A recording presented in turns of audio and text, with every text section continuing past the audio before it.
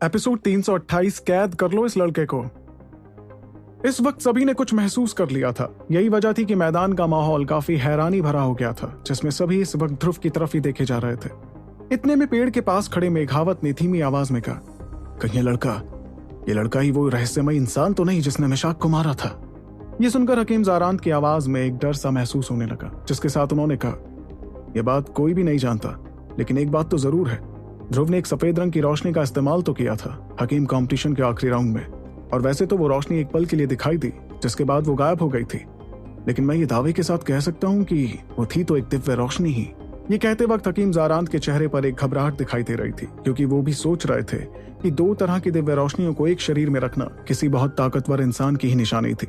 वहीं उनके पास ही खड़े युगराल ने आह भरते हुए मन ही मन में सोचा, इसका मतलब हमसे थोड़ी भूल हो ही गई।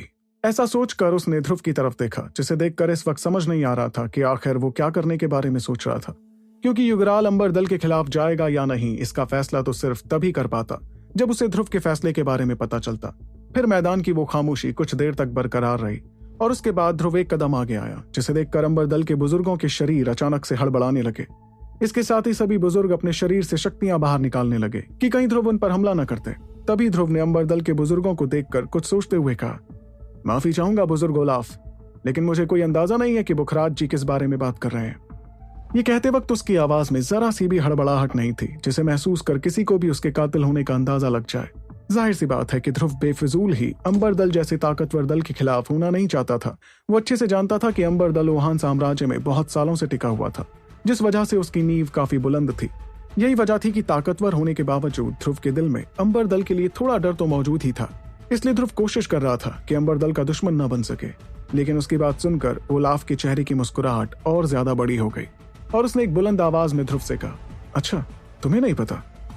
ध्रुव शौर्य, या कहूं ध्रुपद मौर्य, जो इस बार के हकीम कंपटीशन का विनर था, उसने आखिरी राउंड में खतरनाक सफेद रंग की रोशनी का इस्तेमाल किया था। अगर तुम चाहो तो मैं इसे साबित करने के लिए 10 गवाह अभी के अभी खड़े कर सकता हूँ। तुम्हें क्या लगता है कि तुम इस बात से बच पाओगे? ये सुनकर ध्रुव शांत हो गया। दरअसल वो अच्छी तरीके से जानता था कि विनर का खिताब हासिल करने के लिए उसने अपनी सफेद दिव्य रोशनी का इस्तेमाल किया था, जिसे बहुत से लोगों ने देखा था। ये पहली बार था जब ध्रुव थोड़ा सहम गया, क्योंकि बुजुर्ग ओलाफ को इस बात की भी खबर थी, जो ध्रुव ने बिल्कुल नहीं सोचा था। इसलिए ध्रुव समझ गया कि अगर उसने इस बात को नकारा तो शायद ओलाफ वाकई 10 से भी ज्यादा गवाह उसके सामने खड़ा कर देता। दूसरी ओर ध्रुव की इस शांति को देखकर ओलाफ के चेहरे की मुस्कुराहट और ज्यादा बढ़ गई, जिसके साथ उसने ध्रुव को बताया, सिर्फ इतना ही नहीं, तुमने हकीम कंपटीशन में जिस सफेद रोशनी का इस्तेमाल किया था वो काफी ताकतवर रोशनी थी, और तो और ये भी बहुत से लोगों ने अपनी आंखों के सामने देखा था। मेरे ख्याल से तुम इसे भी झूठ नहीं कहना चाहोगे, है ना? इस पर ध्रुव ने तुरंत हंसते हुए ओलाफ से कहा, ओलाफ जी, साम्राज्य में ऐसे बहुत से लोग हैं जो ताकतवर सफेद रंग की रोशनी इस्तेमाल करते हैं, तो क्या आप इन सभी लोगों को मिशाक का कातिल ठहरा देंगे? वहीं ध्रुव की बात सुनकर ओलाफ के चेहरे पर हल्की नाराजगी दिखाई देने लगी। बाकियों का सफेद रंग की रोशनी का इस्तेमाल करना मेरे किसी मतलब का नहीं है, लेकिन बुखरात की बात के हिसाब से हमारा शक तुम पर ही सबसे ज्यादा है, और तो और तुम्हारी ताकतवर सफेद रोशनी उस रहस्यमयी कातिल जैसी ताकतवर है। तुम्हें नहीं लगता कि ये सब कुछ ज्यादा इत्तेफाक है? वहीं दोनों की बातचीत को सुनकर मैदान में मौजूद सभी लोग एक बार फिर ध्रुव की तरफ देखने लगे। इस वक्त मेंबर्स की नजरों में हैरानी के साथ साथ काफी डर भी समझ आ रहा था। वो लोग इस बात पर यकीन नहीं कर पा रहे थे कि ये लड़का, जो उनकी उम्र के आसपास ही था, हकीकत में वही रहस्यमयी ताकतवर इंसान था जिसने इतनी आसानी से मिशाक को मार दिया था। इस दौरान हकीम शांडिल ने भी कुछ सोचते हुए कहा, इस लड़के ध्रुव के पास तो वाकई काफी रहस्य छिपे हुए हैं।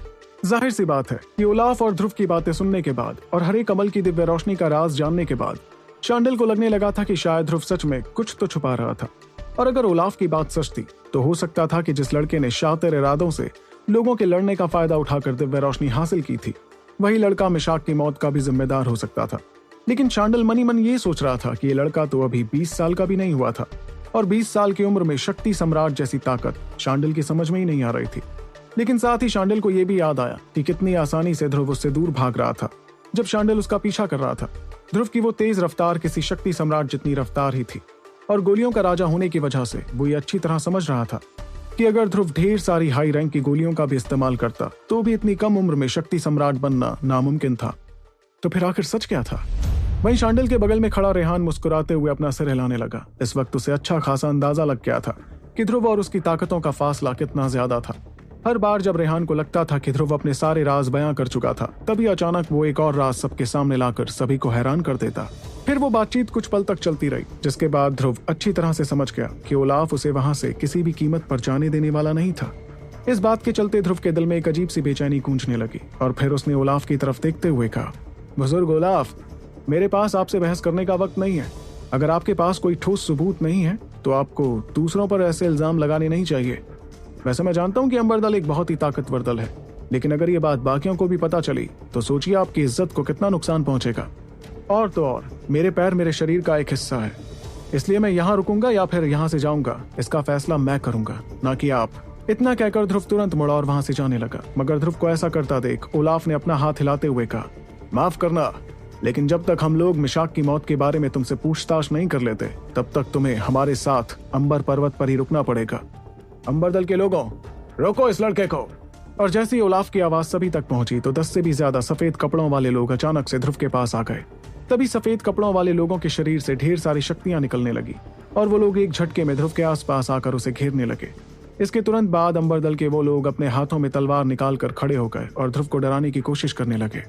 अंबर दल के ये लोग जवान मेंबर्स में से ही थे जिन्हें खास दल के बुजुर्गों ने चुना था, लेकिन ये वो लोग थे जो बाकी मेंबर्स के मुकाबले काफी ताकतवर और काफी ज्यादा काबिल थे। इसलिए अगर कोई ऐसे लोगों की ताकत के बारे में बात करे तो ये लोग अंबर दल की जवान पीढ़ी के सबसे ताकतवर लोगों में आ सकते थे। इतना ही नहीं, लगातार प्रैक्टिस के साथ साथ वो लोग एक दूसरे के साथ लड़ना अच्छी तरह सीख गए थे। तभी ध्रुव ने गौर से उनके शरीर पर चढ़े शक्ति कवच को देखा और तभी उसे समझ में आया कि वो लोग जरूर तक्ष रैंक के योद्धा थे। ये देखकर ध्रुव ने उन्हें नजरअंदाज करते हुए कहा, भाड़ में जाओ तुम लोग। और ध्रुव ने इतना कहकर तुरंत अपनी पीठ पर से अपनी तलवार बाहर निकाली, जिसके बाद वो तेजी से घूमते हुए सभी लोगों पर हमला करने लगा। इसके साथ ही अंबर दल के लोग उस पर अपनी तलवारों से हमला करने लगे, जो ध्रुव की तलवार से टकराते हुए मैदान में आवाजें करने लगी। फिर ध्रुव ने अपनी ताकत का इस्तेमाल करते हुए सभी लोगों को उससे 10 मीटर दूर जाने पर मजबूर कर दिया। उसके तुरंत बाद अंबर दल के वो योद्धा अपनी तलवारों को देखने लगे जो ध्रुव के हमलों से टूटकर टुकड़ों में बट गई थीं। और अपनी तलवारों का ये हाल होते देख योद्धाओं के चेहरों का रंग बदलने लगा और उन्हें यकीन हो गया कि जिस लड़के ने उनकी होने वाली लीडर को मुकाबले में हराया था वो सच में बहुत ताकतवर था। और तेज रफ्तार में सभी पर हमला करने के बाद ध्रुव ओलाफ से काफी नाराज दिखाई देने लगा। बुजुर्ग ओलाफ, क्या आप मेहमानों के साथ ऐसे ही बर्ताव करते हैं? अगर ऐसा है तो अंबर दल के बुजुर्ग तो काफी बदतमीज निकले। और ध्रुव की बात सुनकर ओलाफ ने भी हल्की नाराजगी के साथ कहा, ध्रुव श्योर है, जब तक हमारा शक गलत नहीं साबित हो जाता तब तक तुम अंबर पर्वत से कहीं नहीं जा सकते, इसलिए चुपचाप हमारी बात मानो और कुछ वक्त के लिए यहीं पर रहो। फिर जैसे ही हमारे दल के लीडर वापस आ जाएंगे तो हम इस मामले के बारे में अच्छी खासी जांच करेंगे। ये सुनकर ध्रुव की आंखों में और ज्यादा गुस्सा दिखाई देने लगा, जिसके साथ उसने अपनी तलवार पर अपनी पकड़ और मजबूत की। फिर एक पल बाद अचानक से ध्रुव ने तलवार पर अपनी पकड़ ढीली करते हुए अपने शरीर को भी ढीला छोड़ दिया। वहीं जैसे ही ओलाफ ने देखा कि ध्रुव उसकी बात मानने को राजी हो गया था तो उसने भी एक राहत की सांस ली। लेकिन तभी अचानक उसे देखा कि ध्रुव ने जोर से अपना पैर जमीन पर पटका, जिसके बाद एक धमाके से वो सीधे दरवाजे के बाहर जाने लगा। और ध्रुव को मैदान से भागते देख ओलाफ ने तेज आवाज में चिल्लाया, रोको उस लड़के को। वहीं जैसे ही ओलाफ ने यह कहा तो सबसे पहले बुखरात ने शरीर में शक्तियां इकट्ठा करते हुए तेजी से ध्रुव की तरफ जाना शुरू किया। इसके साथ ही बुखरात ने तुरंत अपनी शक्तियों का इस्तेमाल कर हवा को काबू करते हुए ध्रुव को रोकने की कोशिश की। जाहिर सी बात है कि द्रोण रैंक का योद्धा होने की वजह से बुखरात हवाओं का इस्तेमाल कर ध्रुव के ठीक बगल में आ गया।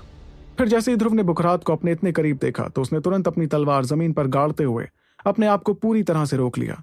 ऐसा करते ही ध्रुव ने तुरंत तलवार पकड़कर छलांग लगाते हुए अपने चील के पंखों का इस्तेमाल किया और फिर वो उन्हें बेझिझक फड़फड़ाते हुए सीधे अंबर पर्वत के बाहर जाने लगा।